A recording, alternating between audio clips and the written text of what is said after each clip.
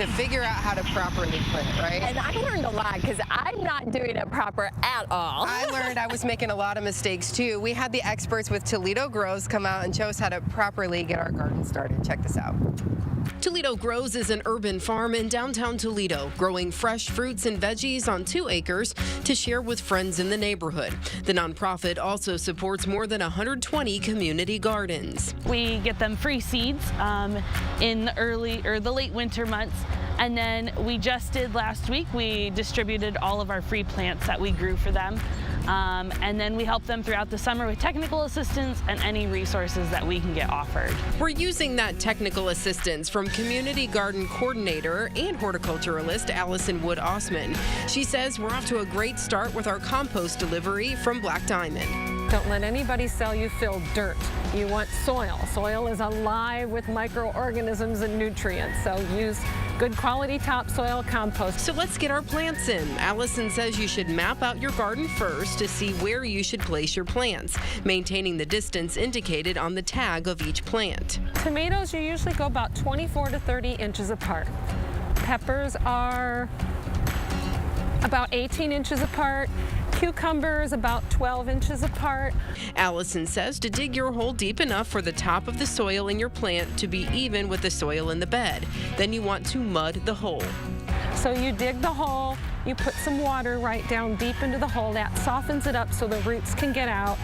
And then you put the plant in there and it already creates a nice little base of water because it's really hard to water from the top to get down to about this far, so the plant is nice and moist. Then put your plant in, water again, and backfill the hole. Allison recommends when you do this, make a little depression, like a little bowl around the plant, so when you water, it'll funnel down into the roots.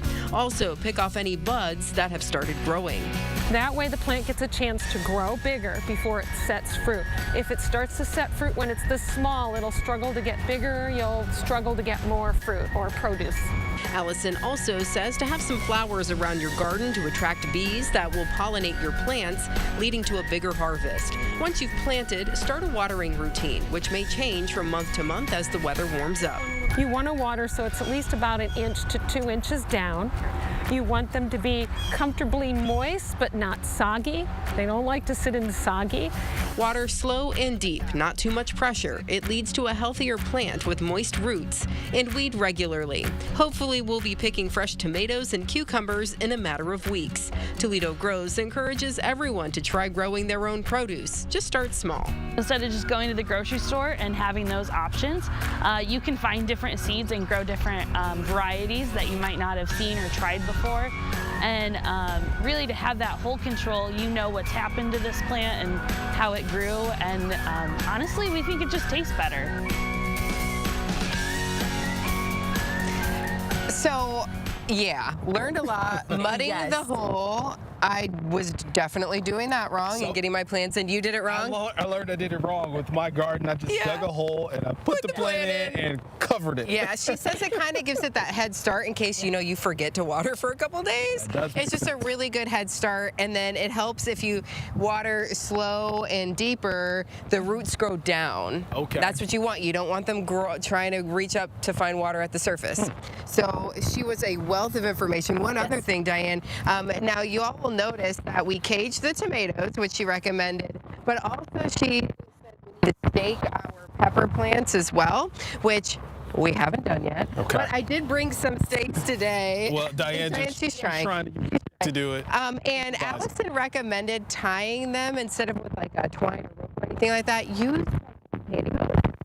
Cut them up because there's flexibility there and they won't strangle the plant. And you want to tie them about halfway up, and then you might have to move that up as your plant grows bigger. So such great tips there. And spacing is a huge thing as well, yes, right? she was a stickler about that. Yeah, make sure that you're not crowding them. And Diane, we have our other very special plant, and I just wanted to tell Kevin Kwiatkowski we did plant his Polish linguiça tomatoes. So we're looking forward to seeing how that's going to taste when that grows later on this summer. Everything is looking so good, so much hard work you've been able to put into it, and looking forward to maybe making some salsa out of all of this. I think salsa will be definitely one of the first things. We've got the jalapenos, we've got tomatoes. So we'll just have to get some herbs out here next. Get some cilantro. Yeah. Maybe some onion. Good day, good salsa. We're branding it right now.